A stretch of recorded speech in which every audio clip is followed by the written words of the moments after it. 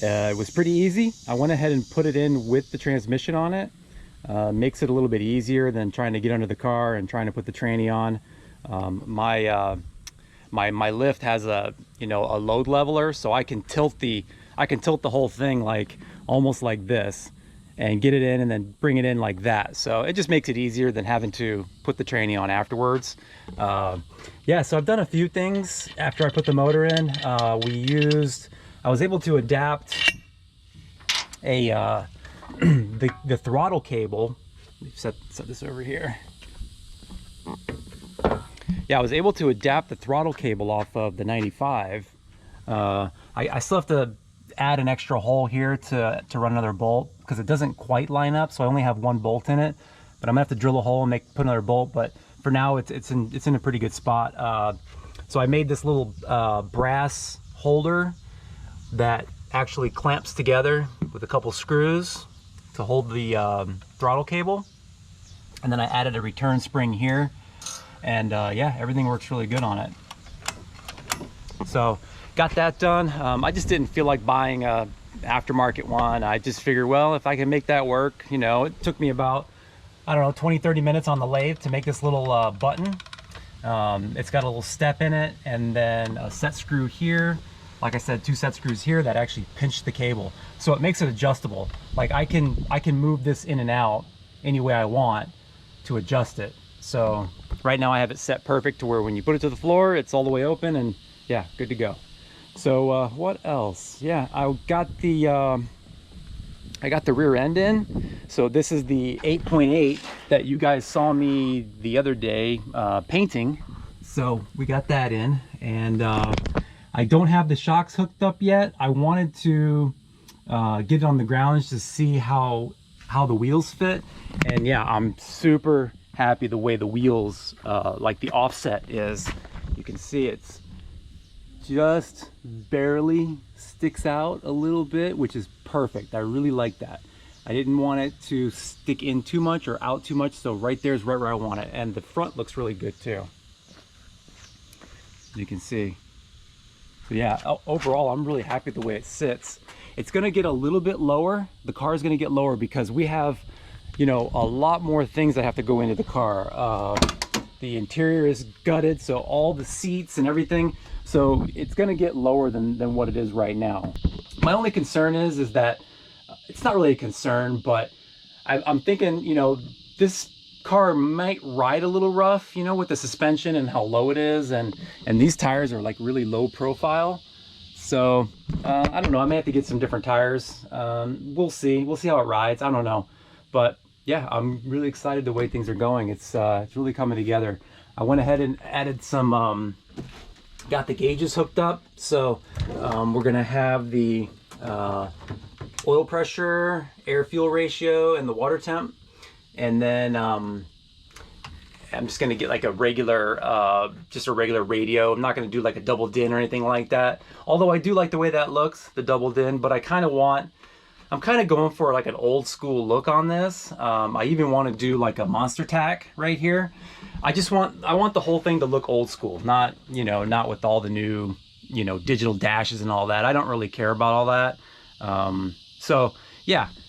The next thing I need to do is, at this point, is get the battery hooked up to make sure everything works, all the turn signals, the washers, all the, brake lights. I need to make sure everything works before I put the dash back in. So yeah, and another thing, I was a little concerned about where the transmission was gonna sit, because this has got the 95 bell housing, the 95 T5, so it's a little longer. But I mean, it sits like, as far as, where the shifter sits, it seems like it sits really good. Maybe back a little bit, but I mean, not much. I don't know. I mean, I don't know. It looks like it may even sit a little forward, because I kind of have to, when I put the shifter in, I kind of had to put it in this way, up under that lip here. And I actually had to bend this just a little bit to get this to fit, but yeah, everything fits really good, and it looks like it's in a good position. So I was a little bit worried about that, but it works. So, and then the other thing was the drive shaft. This is actually a drive shaft out of a 4-cylinder. I had it laying around. when I first bought this car, I kept the drive shaft. So, and it fits perfect. So no issues there. So yeah, we still have quite a few things to do, but I can see the deadline, or I can see the finish line rather. So yeah, I still have to do a lot of I ordered all the accessory drives. I ordered an alternator. We're gonna have to make some kind of a custom alternator bracket. I'm thinking I'm just gonna make my own. I'm not gonna try to, you know, get a FoxBody one because it has extra stuff on it I don't need, because I'm not running a smog pump. But anyway, yeah, everything fits really good. I was a little worried about, you know, as far as coming in contact with the steering shaft, but all this looks really good. You know, it's gonna line up and it clears really well. So I still have this shaft unhooked because I haven't decided yet what I'm gonna do as far as the rack goes. So I may take the rack off of this car because it's in really good shape. The boots aren't all tore up, like the boots are all torn up on this one.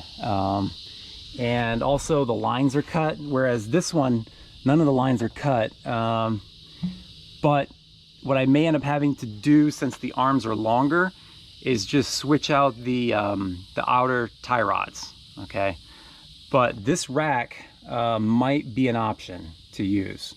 What I want to do right now is I'm going to jack up the rear end so that I can finish the brakes and also the shocks. We got the shocks right here and the brakes back here that I actually threw a little paint on, kind of threw some primer, cleaned them up a little bit, and went ahead and painted them black.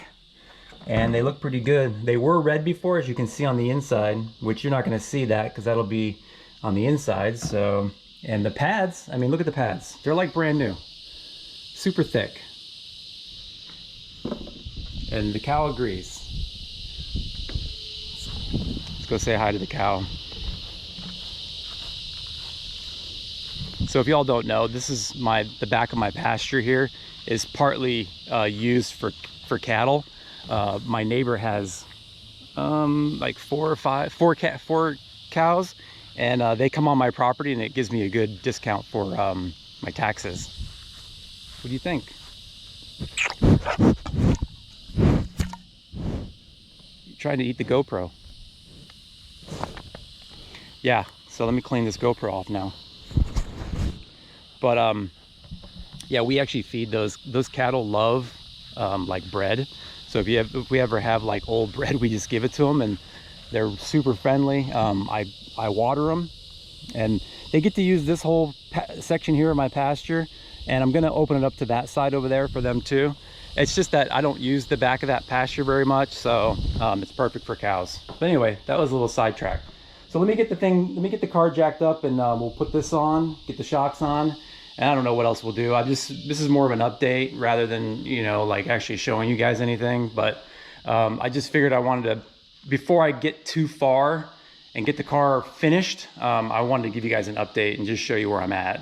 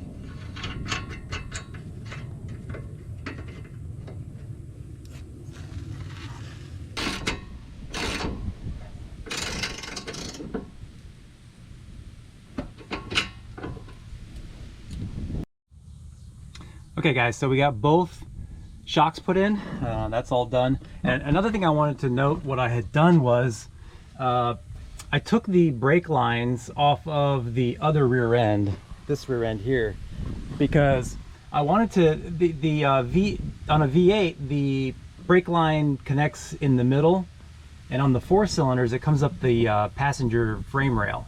Okay, So I wanted it to connect in the same spot instead of having to move all these brake lines over to the middle and hook it up that way. I just swapped out the brake line that is attached to the axle housing. So made it a little easier as far as that goes. It was much easier just to switch that than trying to get this to end up in the middle of the housing. So okay, so got that done. So the next thing I'll do is I'll put the I can put the anti-roll bar on.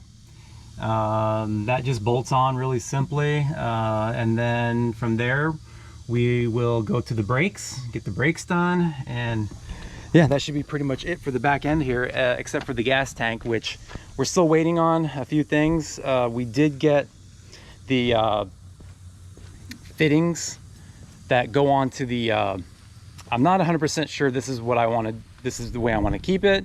I'm not super happy the way it came out, but I went ahead and welded these fittings on. This one here came out really horrible because they the metal is super thin, okay, and it was very hard to weld. This one was a little thicker, so that came out pretty good, but this one was just, I don't know if it's gonna leak or not. And also, it seems very restrictive to me, so I'm a little concerned about the pressure, okay? I don't know if I'm gonna be able to regulate the pressure all the way down. So I'm gonna try this, but my hopes aren't too high. So right now I'm waiting for some more fuel line, some more fittings. I have some -6 line here and some fittings, but it's not gonna be enough to finish the fuel system. So I'm gonna have to wait on that. We'll just put that aside until we're ready to do that. I did get a new O2 sensor that we're gonna hook to the AEM, the wideband. That'll be nice to be able to see what our AFRs are. Got this area of my shop kind of cleaned up really nice too.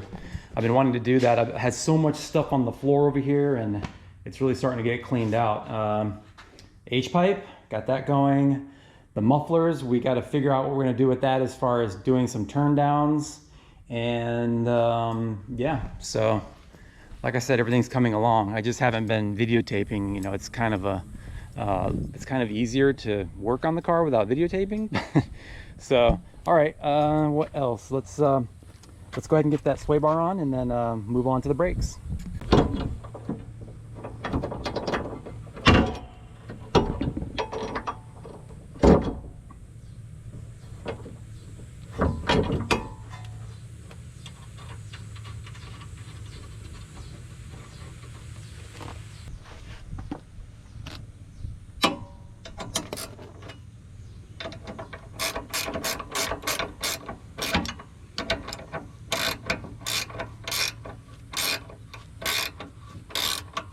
So the anti-roll bar is in. This roll bar here is really super thick and beefy. I'm guessing this car is probably going to feel like it's on rails, so it should probably handle a corner really good. But yeah, another thing I wanted to mention was the anti-roll bar. That I was going to remove. I was going to, you know, cut the welds on it and pull this whole thing out. But I'm just going to go ahead and tie it up out of the way, because you never know in the future, you know, what the future could hold with this thing. If we ever wanted to take this thing to the track and throw some slicks on it or something, I could always weld 2 tabs right here and hook up this anti-roll, even though it's a little, like the bar itself, I don't know if I mentioned it before, I think I did in another video, that the bearings in it feel a little notchy. I mean, it still works, but it just feels kind of like, I don't know, like you can see it kind of, like it sits right there and then it'll go to there and like sit there and then sit there. See how it's notching? So I don't know, it must be one of the bearings going bad in it, or water got in it or something. I don't know. But it still works. It's just doesn't work very smoothly. So I don't know what I would do with it if I took it out. So we'll leave it in and I'll just tie it up out of the way. Like I'll zip tie it up here or something. I don't know, just to keep it out of the way. And yeah, you never know. In the future we might use it. So yeah, so we got the brake lines. I told you that. I hooked that up. I need to tighten that. And then let's get the brakes on, and then yeah, we can go ahead and get this back on the ground. So yeah, these have to go on the right side. So this says left hand, which would be the driver's side. You can always tell by the bleed screw has to be on the top. So if I was to take this one and stick it over here, you can see the bleed screws on the bottom. So just make sure you have the bleed screw on the top. That's it. Yeah, so also another thing to note, a lot of people overlook this when they're doing their brakes. These little pieces here with the boot on it, they need to move really freely, okay? Some of them are frozen. Like I had one caliper that was frozen, so I had to switch it with another one from the 95, but these need to move really smoothly. If not, take these off, clean it, and grease it. So you want this to move nice and freely. Otherwise your brake, it won't release. It'll clamp, but then it'll hold it'll drag a lot is what I'm saying. Like it won't, when you let off the brake, it needs to release. And if these are frozen up, it won't release. So always check that. So yeah, we got the brakes on, everything looks good. Went ahead and put the wheels back on just temporarily. Yeah, all looks really good. We'll test the shocks out here, see how they,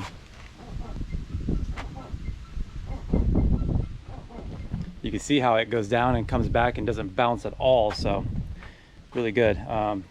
Works out nice. So, and also all the calculations we did as far as whether it would fit under the stock hood came out just right. So check this out. You can kind of see up under here.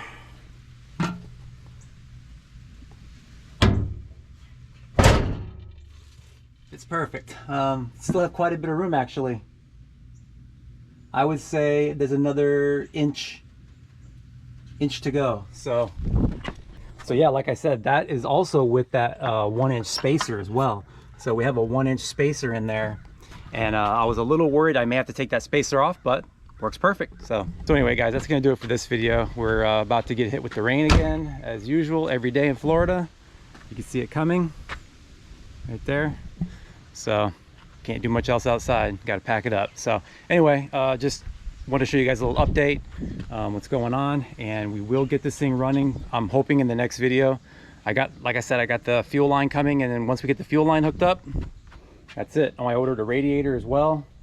So still got a few things to do up here. I got to cut this bracket off. That was for the old intercooler, the top and the bottom bracket. That's got to come off, and then radiator, waiting for the pulleys. And yeah, installed the AC bracket, painted that up, looks pretty nice. Yeah, just trying to kind of tidy it up, make it look decent. Mounted the coil over here. Ordered a new battery tray for here. So yeah, anyway, hope y'all enjoyed the update. That's gonna do it. Check y'all later.